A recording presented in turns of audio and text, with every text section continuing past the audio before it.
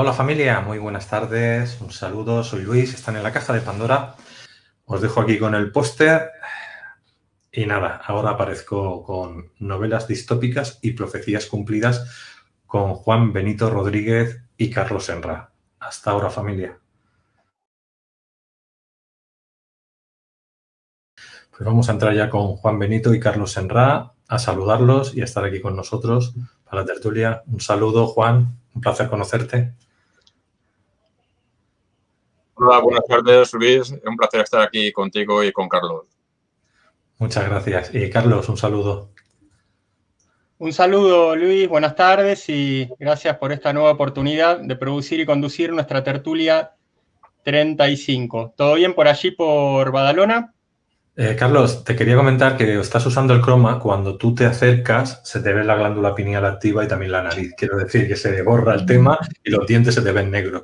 No sé, yo te lo digo, o cambias el croma o te echas un poco para atrás porque Sí. no te queda espectacular la foto.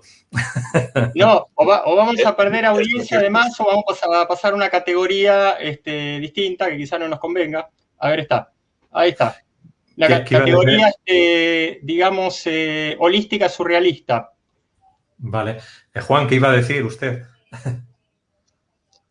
No, que lo que decías es cierto, o sea, que se le ve sobre todo los dientes negros y no sé, que se le ve aquí la glándula pineal dice, no sé, pero los dientes negros quedan un poquitito fuera.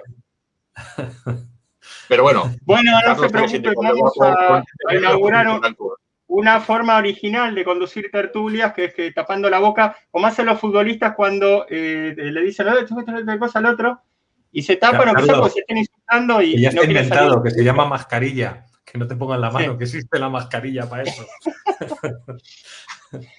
Bueno, después hacemos en algún intervalo un pequeño ajuste, porque efectivamente estamos inaugurando las tertulias surrealistas, Dalí, dalilianas, o no sé cómo será el adjetivo para nombrar algo relativo a Dalí. ¿Cómo se diría, Juan Benito? Que Juan Benito es un terrible hombre de la cultura, especialmente de las letras. Lo relativo a Dalí, ¿cuál sería el adjetivo adecuado? ¿Daliliano? Pues realmente no lo sé, pero teleniano es un buen adjetivo. Lo que pasa es que como no es usual, no se utiliza, pues parece que incluso un poco forzado el tema, ¿no? Pero bueno, sí, podría ser. Daliliano, por ahí yo que soy argentino, el gran escritor argentino Jorge Luis Borges, y no sé la cantidad de veces en mi vida que yo escuché decir borgiano, pero es como que da más borgiano que daliliano, pero bueno, así estamos. Bueno, ¿quién es el señor que está acá de mis dientes negros y de mi glándula? Es el autor de una de las célebres novelas distópicas del siglo XX, don Aldous Huxley. El hermano de Aldous, Julian Huxley, si no me equivoco, era escritor, pero además era muy interesante porque era un personaje que andaba en los círculos teosóficos y en el sentido general masónicos, dicho de manera abierta, que recién venían hablando de masonería también, hacia el final de la tertulia anterior. Así que muy interesante esto de la familia Huxley, de las distopías. A mí en particular, tanto la palabra entropía como distopía, antes de entender bien qué significaban, a mí siempre me sonaron como a marca de antibiótico. No sé, una palabra como medio rara. Después entendí que era lo que son. Entropía es como una especie de sinónimo elegante para decir involución, y distopía es una palabra un poquito más compleja, es una utopía sobre algo negativo. Es como proyectar un mundo ideal negativo, ¿no? Valga la paradoja, pero resulta que hoy trataríamos sobre grandes novelas distópicas que vamos a ir viendo un poco en el camino esta curiosidad de si fueron tales creaciones literarias como aparentemente fueron, o en realidad fueron canalizaciones proféticas de lo que está pasando, que algunas cosas serían menos insólitas de aquello, por ejemplo, que recuerdo cuando me hicieran leer Un Mundo Feliz en el secundario, el cine sensible.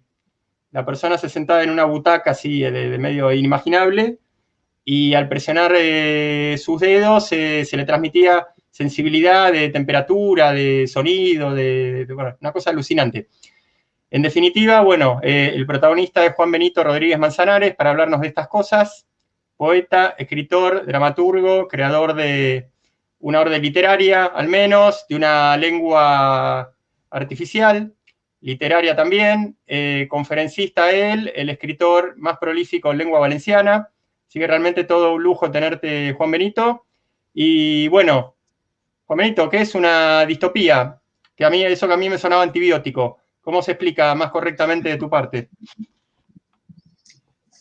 Hola Carlos, buenas otra vez. Exactamente lo que tú has dicho sobre la distopía es exacto, es, digamos, la parte contraria de una utopía. Pero lo que también es cierto es que las distopías muchas veces parten de una utopía. De hecho, el mundo feliz podría ser la parte del Estado, la parte feliz, podría ser meramente una utopía. Lo que pasa es que para crear esa utopía tuvo que sacrificar muchas cosas. Y al sacrificar esas muchas cosas pasó de ser una utopía a directamente una distopía, que es en lo que estamos. Entonces, realmente, ¿cómo se puede definir distopía? Pues como tú has dicho, o sea, digamos una utopía, pero a la parte contraria, o sea, la parte mala de la utopía. Muy bien, Juan Benito, ya habíamos hablado un poco sobre estos temas y algo que aprendí de vos es que hubo una novela llamada Nosotros que casi nadie nombra y no entendemos muy bien por qué, y también creo haber entendido bien, aprendido de tu parte también, que además fue la primera, fue la precursora, y que Un Mundo Feliz y la célebre 1984 tienen cosas de nosotros. ¿De qué trata esta novela Nosotros? ¿Quién fue su, no sé, por decirlo de alguna forma, misterioso autor que nadie nombra tampoco? Sí, de hecho, la novela Nosotros no es la precursora de las novelas distópicas. Las novelas distópicas vienen desde muy antiguo y yo tengo aquí apuntado que una de las antiguas que yo conozco es El Señor del Mundo, que es de 1907, de un señor que se llama Robert Hugh Benson, y trata sobre que el mundo lo va a reinar el diablo, ¿vale? Y a la parte católica, a los cristianos, pues los castiga y los fustiga. Más o menos por ahí viene la cosa. Lo que pasa es que entre las tres que has comentado, Un Mundo Feliz, 1984, de las tres, Nosotros es la primera, es la que, digamos, abre el camino hacia esas novelas distópicas que podríamos llamar un poco más realistas, ¿no? Porque que venga el diablo y, no sé, y domine la tierra y esté mandándola, aún queda un poco distante, queda un poco lejos. Entonces, digamos, las novelas distópicas que sí que podrían estar de alguna manera dispuestas a que en un futuro se pudieran convertir en realidad, Nosotros fue la primera, la que abrió el camino. Y comentabas que ¿por qué no se conoce tanto Nosotros y se conoce más 1984? Es muy sencillo. Cuando se escribió Nosotros, que la escribió Yevgeny Zamiatin en 1924, Rusia, que es donde la escribió, estaba en unos ambientes no demasiado propicios para divulgar pues sus autores, sus novelas, y entonces que un poco, no decir el ostracismo, pero sí quedó un poco apartada, quedó un poco en segundo plano. De todas formas, es una novela, nosotros, muy interesante porque es una, como decía, la que abre el camino distópico de las cosas posibles, pero es que esa novela es curiosa porque está basada en sus propias vivencias, en lo que él vivió. Él estuvo preso, estuvo en Siberia, estuvo recluido, estuvo, digamos, bastante fastidiado en su vida, ¿no? Lo pasó mal. Y eso, digamos que de alguna manera lo plasmó en nosotros. Porque en nosotros, básicamente, lo que podríamos extraer de ahí es que está haciendo una crítica severa al régimen que había en su momento. Y para no poner los nombres tal cual son, los disfrazó de personaje para que fuera el personaje el que hablara y que no fuera no sé, el dictador de turno, Stalin o quien fuera, que no fuera el que hablara. Entonces, los disfrazó de personaje y estuvo contando lo que pasaba y lo que a él mismo le pasó. Lo que pasa es que estas cosas que narra este señor Zamiatin en nosotros, directamente dinamita, por decirlo de alguna manera, lo que es el sistema comunista.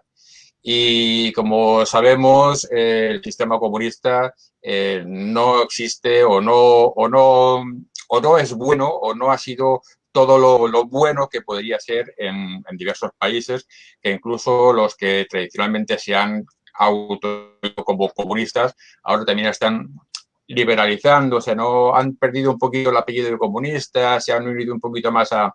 Bueno, entonces lo que criticó muy severamente y muy duramente el señor Zamiatin en 1924 en su novela Nosotros, de hecho, se ha hecho realidad en muchos sitios, de muchas maneras y, bueno, con muchos puntos a poder tratar. Lo que está claro es que lo que no se ha transmitido de momento, a Dios gracias, es la forma de cómo lo plasmó para poder ejemplarizarlo, porque en su novela llega incluso a los personajes a quitarles el nombre para despersonalizarlos. Y cuando a una persona la despersonalizas, queda un trozo de carne con ojos que no tiene más sentido. O sea, una persona, aparte de ser lo que somos, carne, músculo, vísceras, somos nuestros recuerdos y nuestras vivencias y nuestro carácter. Entonces, si la despersonalizas, realmente queda en nada. Y esto es lo que hace Zamiatin en su obra, que a sus personajes les quita los nombres y les pone nombres como D500, que es el protagonista, o I-330, que es la chica de la que se enamora el protagonista. Muy bien, Juan Benito. De hecho, si lees algo de su biografía, yo he leído un poquito. Tampoco hay mucho donde poder tirar del hilo con el señor Zamiatin. Siempre lo pone que lo pasó muy mal. A ver, yo nombré a Borges y resulta que ahora voy a aprovecharme de él, porque Borges era un personaje increíble. Sí. Si me permites, Carlos, es que en estas tres obras, sobre todo en estas tres obras, podíamos hablar tanto de lo que son las obras distópicas, lo que propiamente vamos a hablar, lo que vamos a comentar, como de política. Las tres son muy, muy políticas. De hecho, en algunas incluso hay personajes que te los trasladan directamente a personajes históricos y que algunos el nombre es muy, muy llamativo. Winston Smith tiene el nombre, o sea, de hecho lo asimilan con Winston Churchill Smith. O sea, entonces están muy, muy liadas y muy intrincadas con la política. Y como de las tres podríamos hablar de política largo y tendido, pues lo que estábamos comentando, quizá pues nos ceñimos un poquito a lo que tenemos entre manos y dejamos la política para los políticos.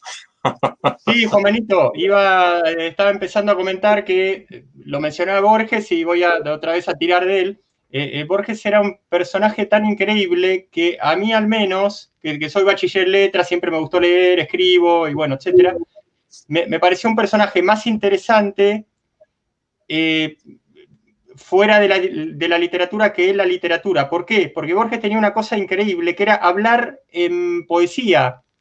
Que uno dice, ¿cómo un sujeto que habla en poesía? ¿Por qué? ¿Porque rimaba? No, en todo caso, lo que hacía era prosa poética.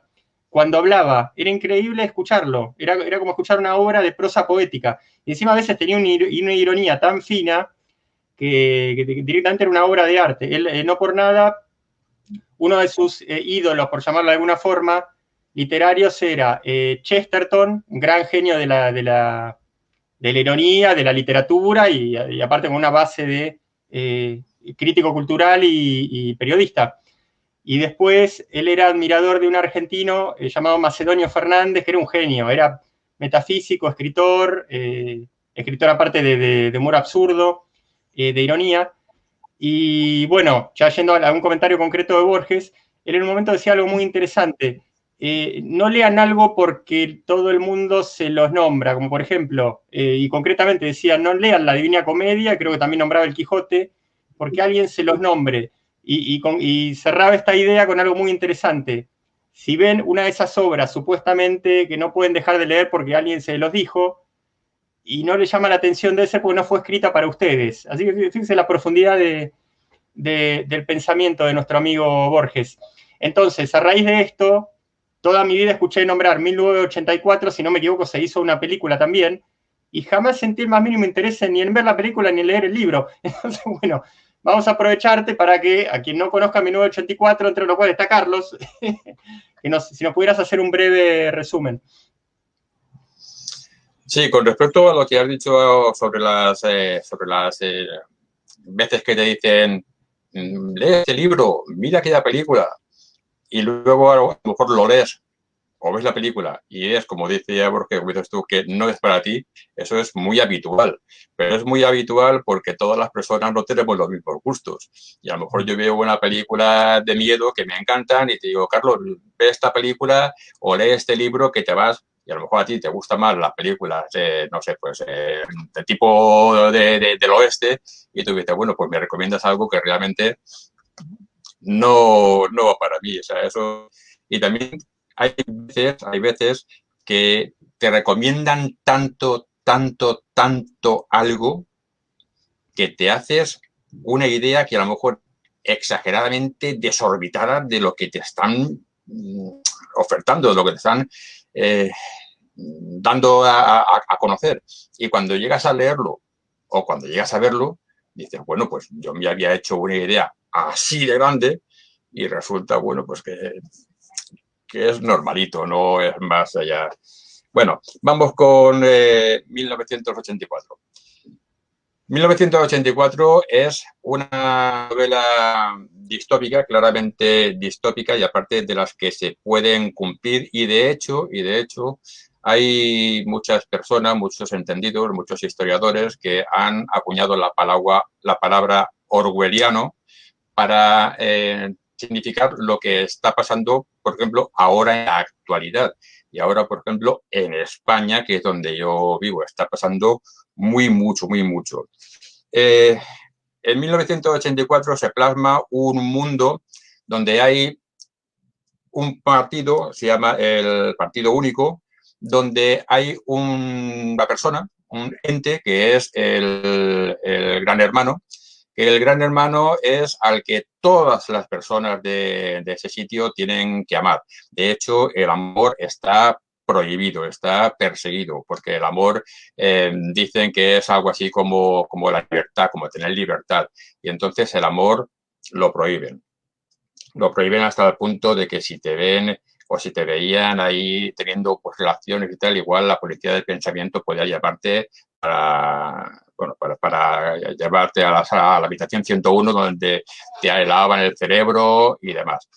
Entonces, en esta obra tenemos varias cosas. Por ejemplo, los ministerios, y uno de los ministerios donde trabaja el protagonista, que es el Will Smith. ¿He dicho Will? No, perdón. Ahora me acabo de perder. Winston Smith. Que es donde trabaja Winston Smith, que es el Ministerio de la Verdad. Y el Ministerio de la Verdad lo que realmente hace es modificar todo lo anterior, todo lo pasado, toda la historia, dependiendo de cómo le interesa al Partido Único, dependiendo de cómo le interesa a quien está dirigiendo. Eso parece que no pasa, pero hace varias décadas ocurría bastante a menudo en Rusia, donde iban corrigiendo poquito a poquito un poquito la historia hasta el punto de quitar incluso fotografías de algunas personas que no eran digamos, bien recibidas en la historia. Pero eso también pasa en España. Tenemos una parte de España que también está modificando la historia. Y exactamente, pues, bueno, sabes cuál es, para no meternos en política, está modificando la historia, pero no es solamente que está modificando la historia, es que está modificando la historia al amparo de todo el resto de España que no le dice nada. Porque si yo intento modificar algo, pero el resto de mi colectivo, en este caso de España, o el resto de, no sé, puede ser una asociación o puede ser lo que sea, si el resto del colectivo no me dice nada, de alguna manera, pues me está amparando. Y entonces, bueno, pues ese es el ministerio donde trabaja Winston Smith. Hasta que llega un momento dado que se da cuenta de que lo que está haciendo igual no es lo correcto. Y empieza a querer tirar un poquito más del hilo y saber.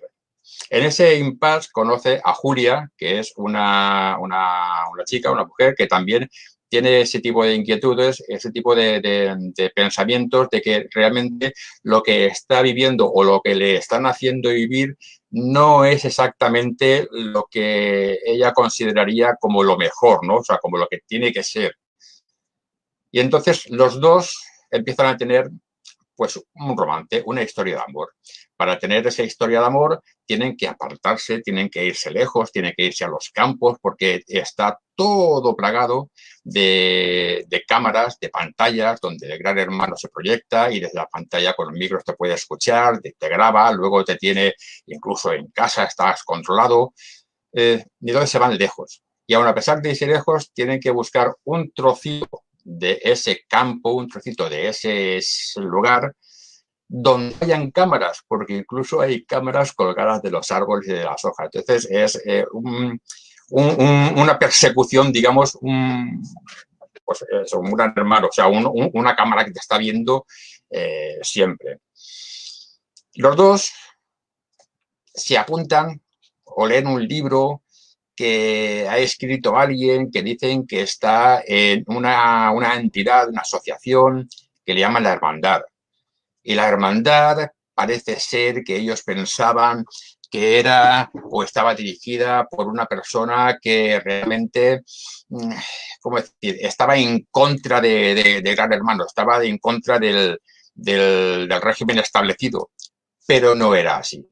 Era una tapadera para pillar, digamos, a estas personas que querían desligarse de lo que era el régimen establecido y una vez pilladas poderlas de alguna manera ajusticiar. En este caso, en esta novela, ese ajusticiamiento era llevarlos en la mayoría de las ocasiones a la sala 111, 101, a la habitación 101, que es donde los torturaban, donde a cada uno pues les hacían, bueno, de todo lo que se pudiera hacer para que abandonaran su idea de querer irse de ahí, que abandonaran su idea de amar a otra persona, porque a la única persona que tenían que amar era a Gran Hermano, para que abandonaran totalmente su personalidad, para que realmente se convirtieran en algo que no eran ellos, pero era lo que el régimen quería.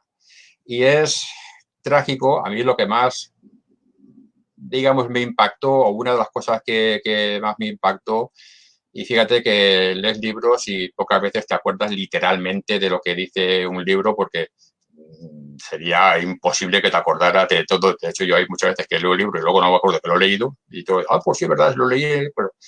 Bueno, pues me acuerdo que una de las cosas que me impactó es que la última frase que dice el libro, o la última frase escrita en el libro, es que dice, y por fin amaba al Gran Hermano. O sea, le hacen tantas cosas en la habitación en 101 que al final llegan a conseguir que Winston Smith, que estaba en contra, que quería irse, que no veía que eso fuera ni bueno ni procedente, le hacen decir que ama a Gran Hermano. Y eso es algo impresionante. Impresionante porque cambiar la forma de ver las cosas de una persona no es tan sencillo y hay que hacer virguerías con el cerebro de la otra persona para poder llegar a que cambie de pensamiento totalmente de forma radical. Juan Benito, los dos protagonistas de 1984, en realidad avanza la novela y es como que, por el motivo que fuere, la manera que se explique, terminan actuando en contra de ellos mismos, ¿no? ¿Es cierto? Como termina como creyendo en el sistema, denunciándose mutuamente, una cosa espantosa. Sí, sí, es lo que comentaba. Los dos, a Julia, a la chica que quería a Winston, también la torturan y a cada uno lo torturan por su lado. Y hay un momentito, hay un pasaje en la novela donde después de torturarlos, los dos se juntan, los dos se reconocen, pero ya no se aman. Se sienten de una manera muy fría, ya no están el uno por el otro y se despiden sin más. No, ya no hay feeling. Llegan, es lo que decía, llega un momento dado que los torturan de tal manera que llega un momento dado que llegan a ser lo que no son, lo que no les gusta y lo que nunca han sido. Y ese pasaje cuando se juntan los dos, se hablan, se conocen, pero ya no tienen feeling entre los dos, es también un poquito, por no decir mucho, un poquito triste, ¿no? Lo que pueden hacer esas personas. Pero también te digo una cosa, eso ahora, como es una novela distópica y todo queda en lo que es el ámbito de la ficción y bueno, pues no pasa nada. Pero, como decía, es que estas novelas están intrínsecamente ligadas con la política. Y eso, justamente eso, es lo que pasaba aquí en España en las Checas. Cuando la guerra civil, las Checas era justamente eso, eran unos lugares de tortura donde un bando, me da igual, no voy a meterme ahora para no empezar a tirar de donde no quiero tirar, un bando pillaba a unos prisioneros y por el motivo que fuera, simplemente porque sí o porque querían sacar información o porque lo sea, lo que quieras siempre pensar, pues torturaban a las personas. O sea que de eso de la habitación 101, que es algo que se sacó Orwell de la manga, realmente no está tan sacado de la manga. Hay precedentes dentro de la historia que marcan lo mismo. Es como comentaba antes de Zaniatin, que la novela, a pesar de ser distópica, está basada en su propia vida, en lo que él vivió, pero claro, lo quiso disfrazar para que no fuera, como comentaba antes, para que nadie se sintiera o se pudiera sentir ofendido, para decirlo de alguna manera. Voy a encender la luz. Sí, por favor. Mientras Juan Benito enciende la luz, yo toqué el control de intensidad y mis problemas de tipo alienígena, por así decirlo, parece que hubieran desaparecido. En todo caso, lo que pasó a ver es una cierta cosa de efecto nube, por lo menos en los extremos del retrato de Aldous Huxley, pero es como que no se notan demasiado. Pero lo importante es que yo haya normalizado aproximadamente, dentro de lo que se pueda, mi forma humana. Queríamos hacerle intervenir a Luis desde Estudios Centrales.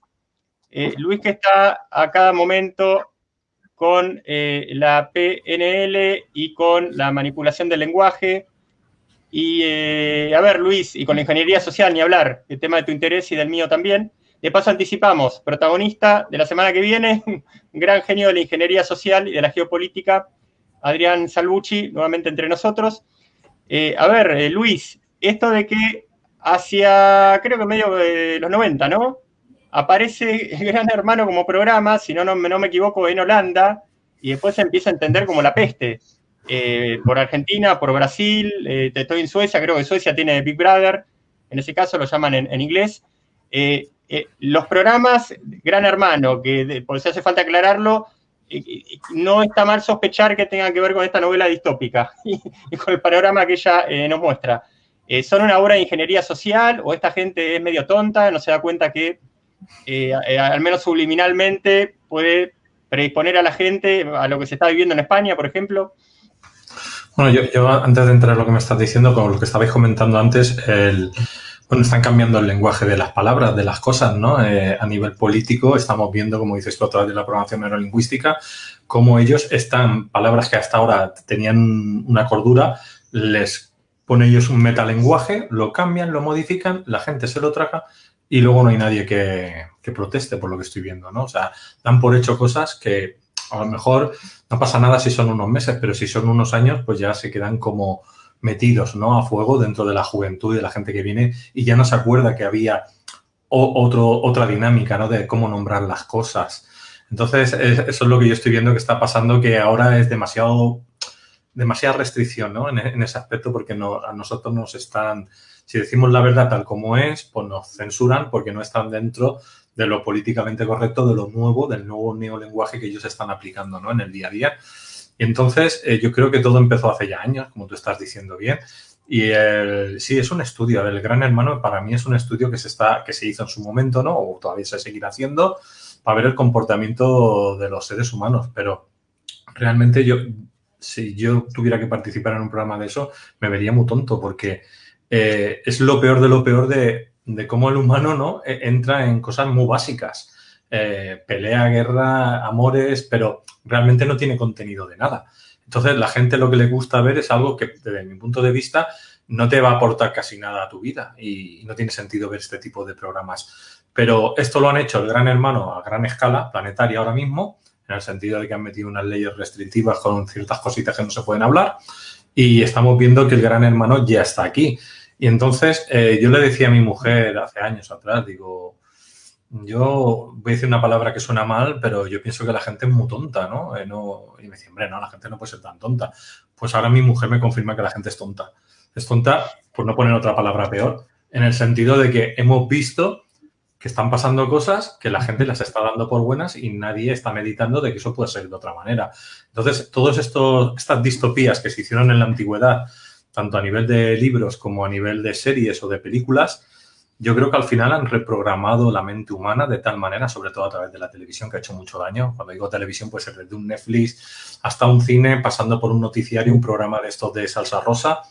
Es decir, al final, la emisión hipnótica, la reprogramación hipnótica que ha tenido la televisión, que sí que se podría llamar, que bien usada estaría bien, pero como lo están usando, un arma del demonio, ¿no? Se podría decir así. Al final ha hecho mella en la sociedad. ¿Qué quiere decir? Que si tú estás viendo películas de moda que durante muchos años han sido zombies, las de terror, luego películas distópicas, luego películas de muchos tipos, cuando digo películas y series, al final la gente tiene el poder de poder crear, de crear su realidad. Pero claro, nosotros estamos creando la realidad que ellos nos están imponiendo y lo estamos dando por bueno. Entonces al final nos encontramos con una realidad que a lo mejor zombies que te comen por la calle no existen, pero sí existe gente zombificada en el sentido de que acepta por bueno lo que le dice el Estado sin poner ningún tipo de restricción. Y entonces van por la calle con pena, con almas en pena, porque realmente están haciendo algo que no les apetece hacer. Pero lo están haciendo de una manera que yo creo que, aunque ellos se pudieran rebotar, por decirlo de alguna manera, no lo pueden hacer porque ya les han dado, o sea, les han metido una programación hipnótica demasiado profunda. Una persona mayor, es decir, un abuelo, se levanta a las 8 de la mañana, pone la televisión para no sentirse solo, eso se entiende. Pero hasta que se acuesta, no la apaga. Se duerme la siesta. Y va, todo lo que va entrando a través de esa televisión hipnótica, te va entrando y te va reprogramando. Y la gente no lo entiende, que eso es así. Entonces, para mí, actualmente el problema yo creo que lo tiene el ser humano porque no está ejerciendo de ser humano. Yo creo que ya es algo más parecido pues a un ser manipulado que con la nanotecnología, lo que están metiendo ahora, pues dentro de poco pueden ser o que sean clones cyborg o no saber cómo llamarlos. O sea, es decir, algo diferente a un ser humano libre. O sea, no son seres humanos libres. Eso es lo que está pasando en la sociedad. Si me permites, Luis, sí. Quisiera apuntar algo sobre lo que has dicho, porque has dicho muchas cosas, no una, has dicho muchas cosas. Y sobre la lengua, es que en 1984 ya eso lo plantea, porque plantean la neolengua. Y la neolengua era decir lo mismo, pero con otras palabras. De una forma para que no te enteres y de otra forma porque este es el nuevo Estado y el nuevo gobierno. O sea que eso ya está descrito. Con respecto a lo de Gran Hermano, de la gente que va y que parece que son tontos, incluso has llegado a decir, yo no creo. Una cosa es que en estas novelas distópicas, lo que está pasando en 1984 o en Nosotros, que son las dos más parecidas, la de Un Mundo Feliz es un poquito más separada, no tiene tanta paralelismo con estas dos. Pero lo que está pasando o lo que plantean estos dos, Orwell como Zamietin en sus obras, no es a cambio de dinero. No es por diversión, es por imposición del Estado y porque si no lo haces, te torturan. Eso es una cosa. Pero lo que está pasando con el Gran Hermano programa, que aquí en España ya van haciendo, no sé, son 20 años o no sé, ya van haciendo mucho tiempo, lo que está pasando con Gran Hermano es que las personas que van, pienso yo, opinión personal, con el ánimo alevoso de ahí dar el salto a la fama. y pasar a otro reality, y pasar a otro lo que sea. Entonces aguantan lo que tengan que aguantar porque realmente saben que eso no es real, que eso dura 2 meses y a su casa con el bolsillo lleno y con una proyección para ir a otro programa o a otro sitio. O sea, son 2 cosas diferentes, con que no los veo que sean tontos, sino que al contrario, muy listos y muy aprovechados para ver si a raíz de que voy a Gran Hermano y gane o no gane, salgo agraciado porque mi simpatía es tanta que tengo un don de gentes y puedo hacer algo. Me explico, o sea, no es lo mismo lo que plantean en las novelas, Sí. en estas novelas que estamos comentando, a lo que se ve en el Gran Hermano. Y lo Yo me último que refiero, tonta la gente que va, no. Tonta el que lo ve. Ver este tipo de contenido vacío. Es la persona tonta. No el que va. La gente Es que lo el ve, que se lleva dinero. no solo es que diría que es tonta, eso sí, quien conozca el truco sabe que dice, yo truco, pues yo retruco, ¿no? Pues tú dices tonta, yo retrucaría con algo más fuerte, que no voy a decir, pero vamos, ahí sí que te doy la razón, o sea, es que es impresionante, o sea, ver ahí a una serie de señoras y señores que están haciendo ahí, no sé, es impresionante ver ese tipo de cosas, de verdad, verdad. Y otra cosa era lo que decía sobre el Estado, que el Estado también te está, eso sí, el Estado, cuando hablamos de Estado ya hablamos de que te están imponiendo, de que ya no eres tú, de que eres un poco lo que el Estado quiere que tú seas. Quiere que tú seas, pues como suele muchas veces decir, pues un borrego amaestrado, de que si te dicen pasa por ahí, tú pasas por ahí y no preguntas. ¿Y por qué pasas por ahí? Porque me lo ha dicho el gobierno. No, usted perdone. El gobierno se puede equivocar igual que todo el mundo. El gobierno son personas y las personas se equivocan. Y punto, pelota. Entonces, hacer caso también a lo que diga el gobierno, aunque no tenga razón en lo que diga, y eso lo estamos viviendo en España todos los días desde hace varios años, hacer lo que el gobierno diga, simplemente porque lo dice el gobierno, no. No, simplemente no. Y por apuntar algo, y ya no es a lo que tú decías, sino es añadir algún comentario más, después de 1984 y después de la novela esa, hubieron varios autores que se engancharon al carro, no de las novelas distópicas en este sentido o similares, sino de copiar y plagiar y calcar a 1984. Y aquí tengo apuntadas varias. Una es 2084, El fin del mundo, de Boalem Sansal, que trata de lo mismo. Otra es en 2084, de El Chojin, que trata de lo mismo. Otra es 1Q84, del japonés Haruki Murakami. Y luego hay 2 que se llaman 1985, una de Anthony Burgess y otra de Georgi Dalos. Y esta última es curiosa porque esta última comienza prácticamente donde acaba 1984, la original. Esta comienza matando, muere el Gran Hermano. Y a partir de ahí comienza. Impresionante el dato, Juan Benito.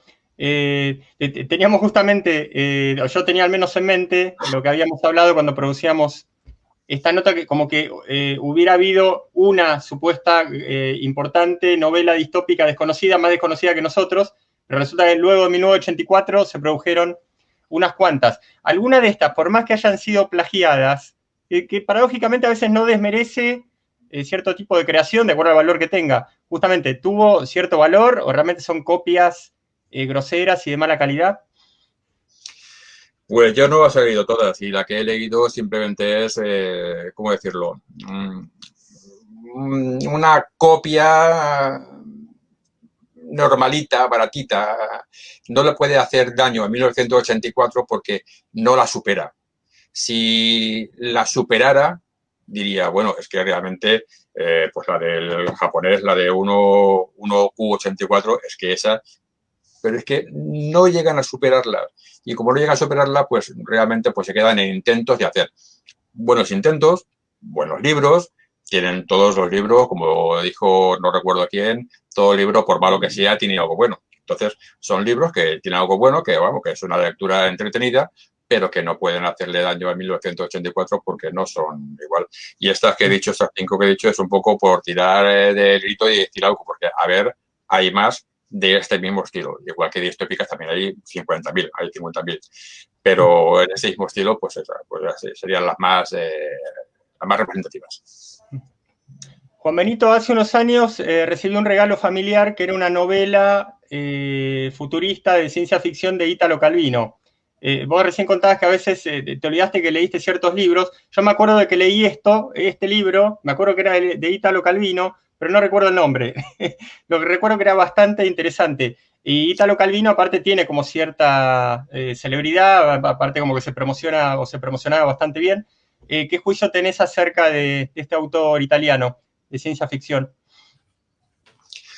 Pues ahora pues, no recuerdo si he leído algo de él. Me suena algo como 900, me parece que era.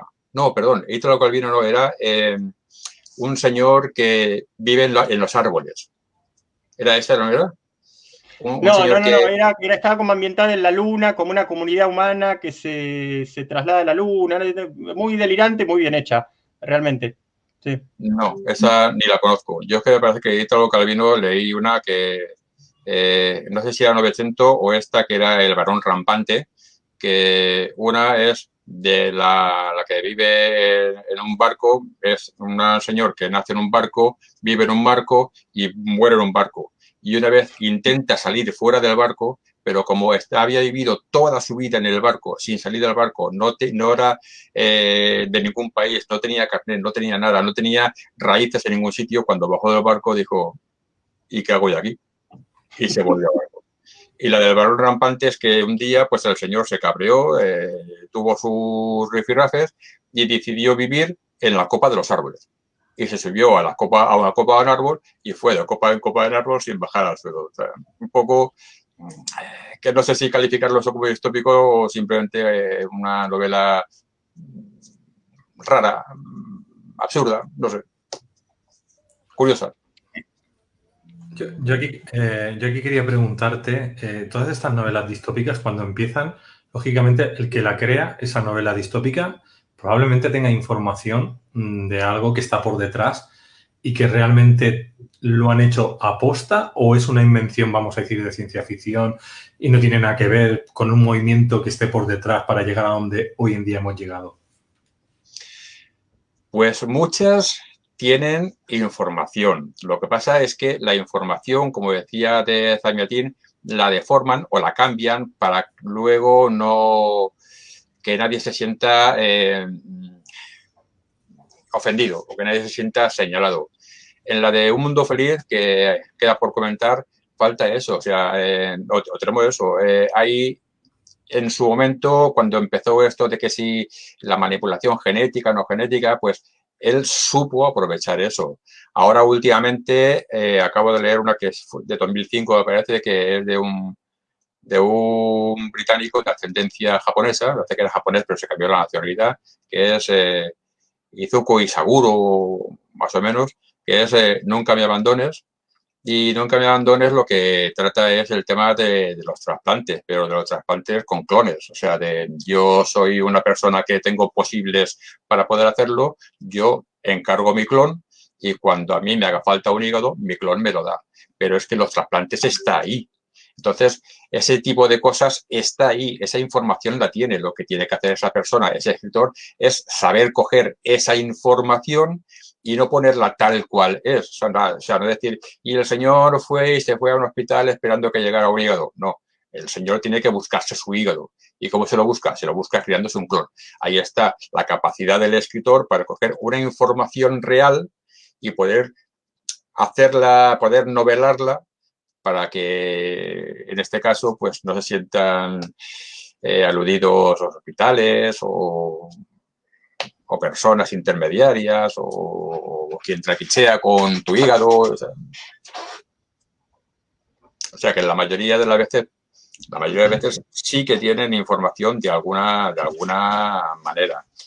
Hay una novela también distópica que imagino que la conoceréis, que es El cuento de la criada, donde la mayoría de las personas se han quedado con que a las mujeres las vejan y las hacen y le dicen y tal. Pero realmente eso viene a cuento de lo que es la propia distopía. O sea, eso es como una consecuencia. Y la propia distopía es que América tiene un golpe de Estado. América tiene un golpe de Estado militar. Y entonces los militares que cogen el Estado ponen a un grupo de tecnócratas a dirigir el país. Incluso le cambian el nombre, le quitan el nombre de Estados Unidos y le ponen Gredia o Gladia, no me acuerdo ahora qué nombre le ponen. Y a partir de ahí empiezan, como en todos los gobiernos totalitarios, a restringir todo tipo de libertades. O sea, la prensa desaparece de total. Lo que son libertades de poder decir en televisión, tal cual, desaparece de total. Y una de las libertades que quitan es que a la mujer le quitan absolutamente todo. No dejan nada. Y entonces, pues eso, la novela esta, la distopía propia, lo que es propiamente el meollo, es el principio. Y luego la gente, pues nos hemos quedado un poquito con el tema de las mujeres. Pero eso también está ahí, porque no es el primer país que ha tenido un golpe de Estado. Y en lo que queda de historia, igual yo no lo veo, pero tampoco será el último país que hubiera podido tener un golpe de Estado. De hecho, en España, hace unos años, hace unas décadas, también tuvimos un conato de golpe de Estado. O sea, que es algo que está ahí. Lo que pasa es que, como decía antes, el escritor tiene que tener esa capacidad de coger algo que está ahí, que se puede utilizar y darle esa forma novelística para que quede de una forma agradable a quien lo vaya a leer. Juan Benito, y te pedimos un poco lo mismo para Un Mundo Feliz. En este caso, recuerdo perfectamente aquello del mundo sensible y sigo fascinado con semejante ocurrencia. Me quedó ahí grabado desde mis 16 años. Ahora trato de acordarme otra cosa de Un Mundo Feliz y se me mezclan las ideas, pero ahí el cine sensible siempre está presente.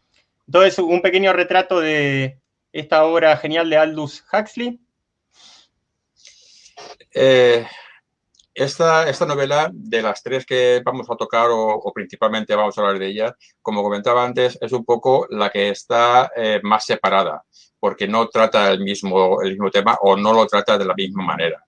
Aquí es más que nada la manipulación genética de los niños para dar un niño la carta. Entonces, pues comienza más o menos la obra con que una pareja quiere un niño y va a encargarlo, ¿no? Entonces se lo han hecho. Entre los protagonistas hay tres, un hombre y una mujer que viven en lo que llaman el mundo feliz y uno que vive en la parte salvaje, bueno, que vive a la otra parte.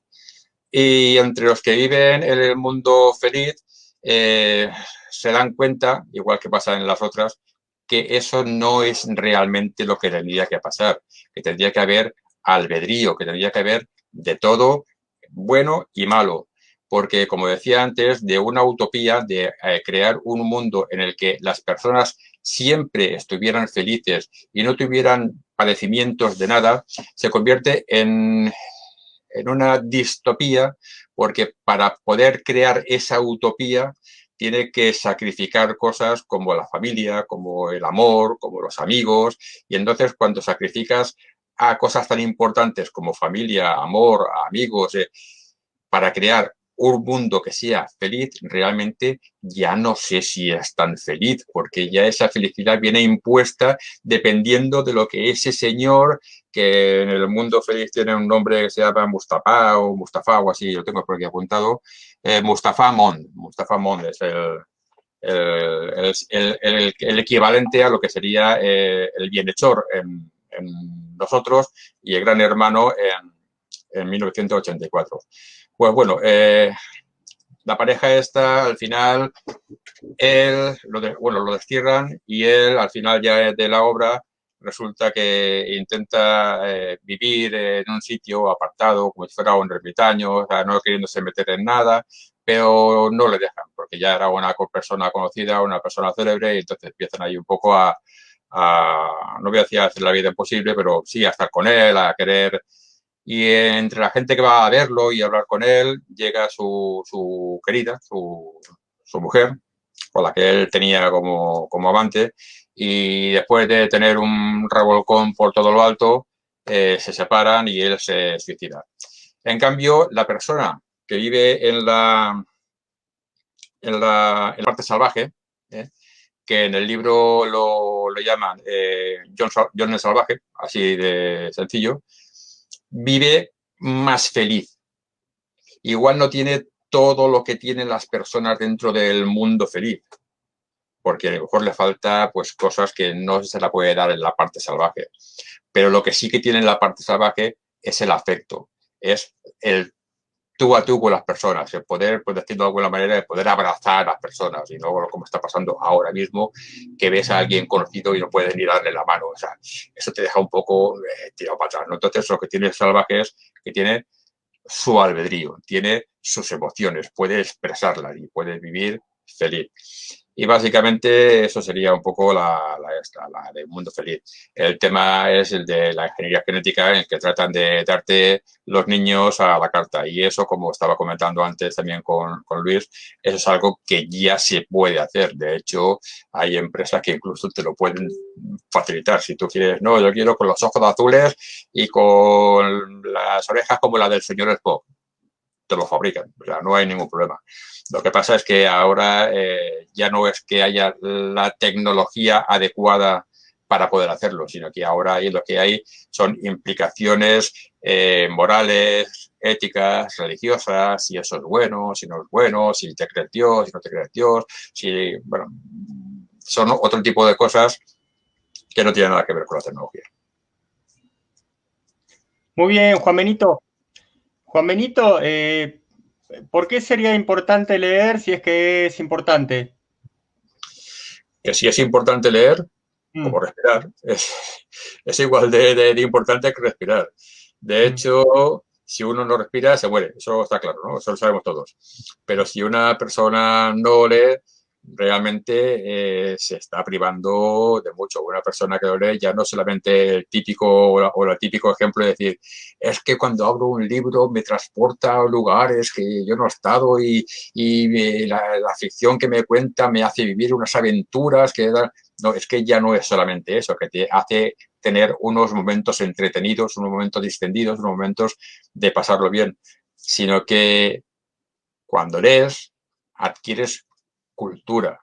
En todos los libros siempre hay cosas que son interesantes, frases que son interesantes, párrafos que son, vamos, para tenerlos enmarcados, ideas y pensamientos, que es lo importante, que igual tú nunca habrías tenido de manera natural o no te hubieran venido, y que ese autor te los pone a tu servicio para que tú puedas coger esa idea y trabajarla. Y eso con los libros que son más que nada pues tipo novela o ensayo. Si ya nos cogemos realmente los libros que ya no son novela o ensayo, sino que son los libros realmente, los de texto, podríamos decir, los que son libros de investigación, esos son libros que, digamos, son verdaderos caramelitos. Leer debería ser obligatorio, pero obligatorio que todas las personas se leyeran. No voy a decir una cantidad porque igual digo una cantidad y la gente me dice, pues qué poco, o otro me dice, pues te has pasado, pero tendría que ser, o tiene que ser obligatorio. O sea, es que una persona que no lee está condenada a no saber absolutamente nada. Los conocimientos que una persona puede adquirir hablando con alguien en su entorno habitual, que el entorno habitual de una persona suelen ser 12 calles de alrededor de su casa, y si el trabajo lo tiene en otro pueblo, 12 calles alrededor de su pueblo, y eso puede sumar entre conocidos, amigos y compañeros de trabajo y familiares una cantidad de 200 personas, y ya me parece que me paso, y con los 200 tendrás conversaciones más o menos importantes, a lo mejor con 50, y con quien realmente puedas tener conversaciones que tengan un sentido, a lo mejor son con 10 o 12, ¿vale? En cambio, libros tienes desde que se escribió el primer libro, cuando lo hacían con cosas cuneiformes e ideogramas, hasta el último que ha salido, tienes libros que abarcan el conocimiento del mundo. O sea, es que la lectura es, ya digo, tenía que ser obligada. Juan Benito, ¿es cierto aquello de que leer enriquece el vocabulario? Eso me contó un amigo una vez. Totalmente. Pero ojo, lo enriqueces si cuando estás leyendo la palabra que no entiendes la buscas, ¿vale? Si tú estás leyendo algo y te aparece una palabra que tú no has oído nunca, que es nueva para ti, pero dice, bueno, por el contexto querrá decir esto, y sigues hacia adelante. Buscarla en el Google, por ejemplo. Sí, lo que sea, o sea, lo que te venga más a mano. Y si es un libro electrónico, de esos que ya son libros electrónicos, el mismo libro te dice la palabra que es, te da la definición, o sea, como tú quieras, pero que la busques. Porque si tú, lo que iba a decir, si tú por más o menos el contexto dices, puede ser esto. Bueno, pues puede ser eso o no puede ser eso. Entonces, si cuando estás leyendo lo que no conoces, lo que no es afín a ti, lo buscas, sí que enriqueces mucho. Porque aunque estés leyendo, y como dicen de las conferencias, dicen, cuando una persona escucha una conferencia, del 100% que escucha, retiene el 50%. Cuando llega a su casa, no se acuerda ni del 20%. Y luego lo que mantiene para la posteridad, para poder hablar, como mucho es el 5%. ¿Vale? Pero lo está oyendo. Si tú cuando estás leyendo tienes esa precaución de que lo que no sabes lo buscas, de esa 100% que has buscado, igual el 50% se te olvida. Porque igual no son palabras de uso normal, son palabras a lo mejor técnicas, o son palabras locales tal, y se te olvida, porque no le das uso habitualmente. Pero si de ese 50% que le puedes dar uso, por lo menos un 20% lo pones en práctica y lo utilizas cuando llega el momento, pues realmente, claro que aprendes vocabulario. Muchísimo, muchísimo, muchísimo. Y no voy a decir más que en el colegio, porque en el colegio aprendes, pero aprendes muchísimo de una forma incluso distendida, de una forma bonita. Estás leyendo tranquilamente y, bueno, de una forma bonita. Oye, Juan, yo he entrado en tu página web, la voy a poner un momento, ¿vale? Porque la gente lo vea y así el que quiera que entre. Y yo la pongo desde el principio para que la gente pueda ver. Veo que bueno, tienes estas medallas, todo esto que ahora nos lo contarás, qué significa. Pero he llegado a lo de los libros, el apartado tuyo de los libros, y este que pone órdenes de caballería militares y hospitalarias. ¿Nos puedes contar algo sobre este tema? Porque me parece fascinante. Sí, ese que has marcado con el cursor es el tomo 2. Un poquito más abajo está el tomo 1. Y aquí justamente, ahí exactamente, está el tomo 1. Y dentro de un par de meses estará el tomo 3, que eso es lo que estaba comentando antes del ciclo de conferencias que estoy haciendo en el Ateneo Mercantil de Valencia. Son 19 conferencias en total que están divididas 6 en el primer tomo, 7 en el segundo tomo y otras 6 en el último tomo. Los dos primeros tomos, las órdenes eran de caballería, militares y hospitalarias, y el último tomo son de las órdenes nobiliarias, honoríficas y dinásticas, que aunque sean órdenes, todo no es lo mismo ni se parece. Una orden, por ejemplo, la orden por excelencia que todo el mundo conoce, todo el mundo tiene en la boca y todo el mundo sabemos algo de ella, es la de los templarios. Esa es una orden militar, una orden sobre todo militar. Pero no tiene nada que ver, por ejemplo, con la orden que estábamos comentando antes del Toisón de Oro. La orden del Toisón de Oro es una orden que nació en exclusiva para premiar algo. No hay como en las órdenes militares o de caballerías, que el objetivo era, sobre todo las del medievo, velar por los santos lugares, que los peregrinos llegaran bien, que no hicieran alguna burrada allí, los santos lugares me refiero, y que para eso pues tenían que tener muchos miembros, muchos caballeros, ¿no? Cuanto más caballeros tenías, tu brazo militar era más potente, podías ayudar a un rey, porque en ese momento los reinos no disponían de un ejército como ahora cada país tiene un ejército, salvo algunos países como el Vaticano o Puerto Rico no tienen ejército y tal. Puerto Rico, verdad que sí. Y bueno, pues salvo algunos países, pues todos tienen su ejército, ¿no? En aquel tiempo no había ejércitos y los brazos militares de las órdenes eran lo que cumplían la función de los ejércitos de los distintos reinos para los reyes. Y entonces, eso que necesitaban esas órdenes de tener muchos miembros para poder llegar a tener muchas victorias, para que esas victorias le dieran pie a que los reyes les dieran tanto encomiendas como lugares, como dinero, como privilegios.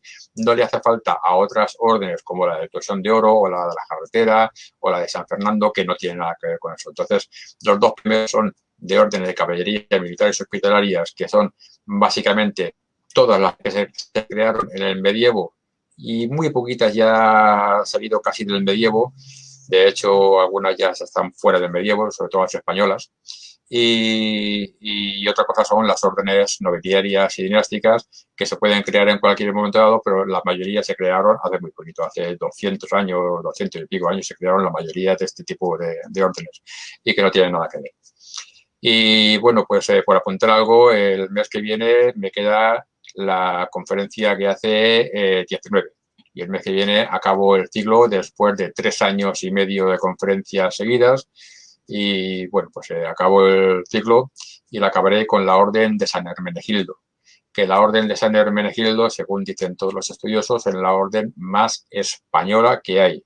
Porque se creó en España, porque nunca ha dejado de ser una orden, siempre ha tenido una continuidad, tanto bueno, en cualquier tiempo, el tiempo de república, tiempo de reinado, tiempo de todo, siempre ha tenido una continuidad, y además solo pueden ingresar en ella españoles, no pueden ingresar ninguna otra persona que no sean españoles.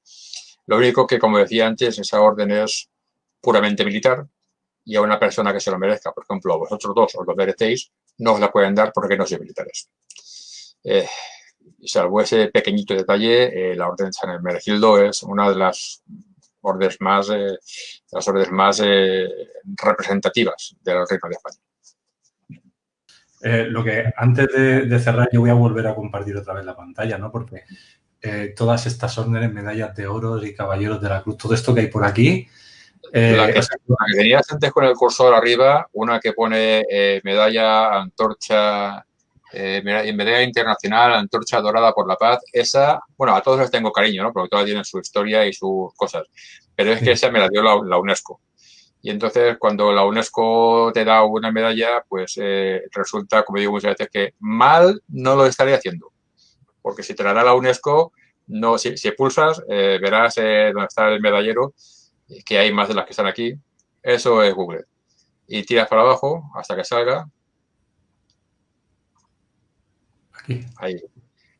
Otorgada por el Centro UNESCO para la Formación en Derechos Humanos, Ciudadanía de Paz y Cultura, Ciudadanía Mundial y Cultura de Paz. Eso tiene mérito.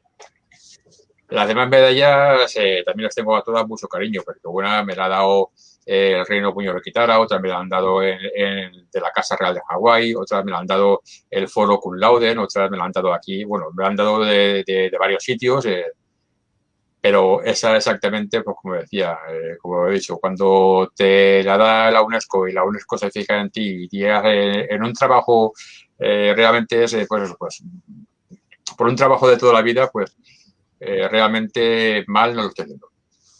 Muy bien, a ver cómo está muy bien todo esto. Y aquí en la barra lateral, que dice Juan Benito pertenece a, todo esto perteneces. Sí. Ahí pertenezco a todo eso y hay algunas que faltan porque o bien no tienen logo o bien no tienen, bueno, hay algunas que faltan, pero sí, a eso pertenezco y algunas son interesantes. Donde tienes ahora casi el cursor debajo, ese donde hay 2 leones, eso es esa. Esa es de la Sociedad Heráldica de África. Yo tengo un escudo de armas, que no es el escudo de la casa, o sea, del apellido Rodríguez, no es el escudo del apellido Manzanares, sino es el escudo de la casa de Juan Benito Rodríguez Manzanares, como sería en tiempo lo que fue la casa de Jaime I o la casa de los Trastámara o la casa de tal. Entonces yo tengo mi propio escudo y el escudo está registrado aquí en Valencia por el señor Gil Ceballos Escalera y luego está registrado en la Sociedad Africana de Heráldica y está registrado también 2 más abajo en la Sociedad de Amirs de América. O sea que está registrado el escudo a nivel mundial. Es importante siempre. es importante siempre tener eso así registrado y atado para que luego en un momento dado pues poder decir lo que estoy diciendo yo ahora. Totalmente. Si me permitís, y queda un segundo, es que hay dos novelas distópicas que era, digamos, el tema de esta reunión, que aunque solamente sea nombrarlas, es que son muy significativas. Una de ellas es Fahrenheit 451, que imagino que la conoceréis. Aquella historia donde los bomberos se convierten en los que queman los libros y los libros eran un mal que había que erradicar, pero las personas memorizan cada una un libro y no tenían nombre, sino el nombre era el libro.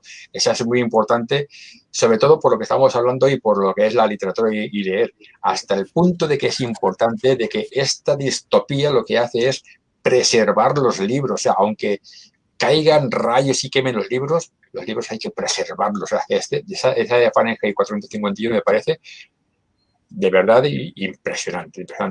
Y la otra es La fuga de Logan. Que La fuga de Logan, bueno, igual habéis visto la película, pero el libro es más interesante. Tiene más matices que poder sacar y tirar del libro. Pero básicamente, en 2 líneas, es que llega a una edad que no puedes ir más allá. Te mandan a dormir o algo así con el libro. Lo que te hace es que te matan. O sea, no puedes tener más de 21 años. A los 21 años has acabado tu ciclo de vida, ¿no?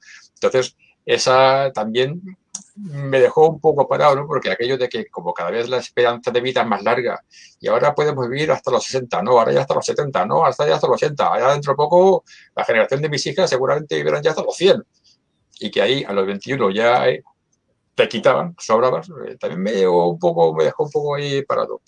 Bueno, en realidad es que hay muchas. Bueno, pues ¿Tú crees que eso vendrá en algún momento? Que digo que si crees que lo de la fuga de Logan de vivir hasta 21 años lo impondrán al final, ¿tú crees que eso puede ser algo que entre? No lo creo, porque no creo tampoco que la gente fuéramos tan tontos, como tú decías antes, de decir, no, que tienes 21 años a matarte. Pues venga, que voy a morir. No creo que la gente estuviera dispuesta, ¿no? Se rebelaría de alguna forma. Siempre habría un Winston Smith o un Bernard, siempre habría alguien que se rebelaría contra el sistema e intentaría hacer algo. O quiero creer. ¿Y tú tienes alguna novela distópica? ¿Escrita por mí? No. Sí. Nunca he enviado por ahí. No puedo por ahí. Escritas tengo bastantes, publicadas tengo menos, publicadas son 3 o 4, pero más que nada son dramas. Y una de ellas es lo que se denomina historia ficción. Con un personaje que existió de verdad, he creado alrededor una historia que nunca ha existido, ¿no? O sea, una ficción con un personaje real, ¿no? Y lo demás son dramas de personas que le van mal la vida, que le pasa esto, o sea, no, pero una distopía así no. Mira, me la apunto, a ver si cada tiempo hago aquí un mundo a saber qué cosa. Bueno. Y ya para cerrar, a mí me gustaría, ya que has hablado también de Valencia y que te gusta, y hay muchas historias, si nos podías contar algo pequeñito de lo que realmente te gusta de Valencia, de esas cosas que te gustaría contar sobre tu tierra. Algo pequeñito, bueno, pues algo pequeñito que realmente en lo que es el Palacio del Patriarca, que está en la Plaza del Patriarca, al ladito de la Universidad de Arnau, hay un cocodrilo. Hay un cocodrilo disecado en una pared. Y dice el saber popular que ese cocodrilo que otro dice que es un caimán. Yo la verdad es que no distingo bien un cocodrilo de un caimán. O sea, así que me quedo con cocodrilo. Dice que lo encontraron en las alcantarillas de Valencia y que unos bravos operarios sacaron a los cocodrilos y tal. Pero bueno, la verdad no es esa. La verdad es que al patriarca, aquí la patriarca, se lo regaló un virrey. Un virrey le hizo un regalo que fueron 2 cocodrilos. Exactamente un cocodrilo y una cocodrila. Y cuando llegó la guerra, el cocodrilo se lo quedó él y la cocodrila la envió al Puig. Y en el Puig, como bombardearon ahí, bueno, hicieron ahí un destrozo en el Puig, el cocodrilo hembra lo mataron, desapareció. Pero el cocodrilo macho no desapareció hasta que él murió. Y cuando murió lo disecaron y lo plantaron arriba. Entonces entras a lo que es el patriarca y a mano izquierda, arriba está el cocodrilo. Y como anécdota añadida, en tiempos cuando los niños eran niños y eran más inocentes, porque ahora los niños ya nacen casi con una Game Boy de esa en la mano y juegos de violencia. Entonces, cuando los niños eran más niños, las mamás, sobre todo, que las que iban más a misa, a los niños le decían, callad, que si no te calles, vendrá y te importará. O sea, que te calles, porque si no te callas, en la iglesia, acaso, claro, para que no diera follo en la iglesia y se viera calladito, que si no te callas, vendrá y te llevará. Trucos que le sacan la mamá de la manga para que los niños se estén calladitos. Bueno, a mí me gusta mucho Valencia, tengo muchos amigos, suelo ir mucho a Alboraya, yo trabajo mucho en el mundo de la terapia y el crecimiento personal y paro mucho y un día haciendo un recorrido en Valencia, no sé decirte ahora la plaza, pero hay un monasterio, una iglesia que es hexagonal, que es templaria y la estuve visitando y me hizo mucha gracia porque verlo en mitad de Valencia me sorprendió. Siempre lo suele ver en una parte ahí en la montaña y al lado había la casa más estrecha o más pequeña de España, creo que era. Y también me sorprendió, era como que me quedé así diciendo, madre mía. Sí, eso está entre la iglesia de Santa Catalina y la Plaza Redonda. Y la fachada parece que tiene 90 centímetros de ancha. Lo que pasa es que eso, si la viste cuando era casa, pues ya tienes suerte. Porque ahora ya quien vaya ya no lo ve como casa. Porque hace ya algún tiempo quitaron la medianera que había entre esa casa y la casa de al lado y lo que había de al lado era un bar y ahora ese pedacito de 90 centímetros es parte del bar. O sea que ya ha perdido el encanto de ir y ver la casa más pequeñita de España y una de las más pequeñas del mundo. Pero me parece que hay una por ahí que es un poco más pequeña o era más pequeña. Ahora ya no tiene ese encanto, ahora ya es parte del bar. Pues nada, Juan, te doy las gracias por haber estado en la caja de Pandora y nada, estás invitado para venir en otro momento. Cuando queráis, me tenéis a mano, empezamos como ahora con un tema y luego me preguntáis lo que queráis. Porque tenía preparado aquí, para poder decir, tenía preparado 65 novelas distópicas para hablar de ellas. Pues puedes venir otro día y seguir hablando de ellas, pero ya directamente no dejes que el Carlos pregunte. Tú entras en conferencia y hasta que acabes. No, tampoco es eso. Tampoco. Empezamos con un tema y acabamos hablando de mujeres, vino y rock and roll. Bueno, muchas gracias a los dos. Gracias por invitarme. Gracias por vuestra simpatía. Realmente hace que una persona se encuentre a gusto y eso hace mucho para que la conversación sea fluida. De verdad, muchas gracias a los dos. Sois geniales. Muchas gracias, Juan. Y Carlos, no sé si antes de irnos quieres decir algo y nos vamos. Así que en eso estamos, Luis, y en agradecer la participación de Juan Benito, por supuesto. Pues muchas gracias, muy buenas noches a todos, nos vemos ya mañana. Pero deciros lo que siempre decimos antes de acabar, subir el sistema inmune, ¿no? Para que no os pongáis malitos y ser libres pensadores. Leer mucho, que eso lo digo yo siempre. Eso siempre. Totalmente libres pensadores, porque así nadie os podrá manipular. Hasta pronto, familia. Adiós. Hasta luego. Un abrazo.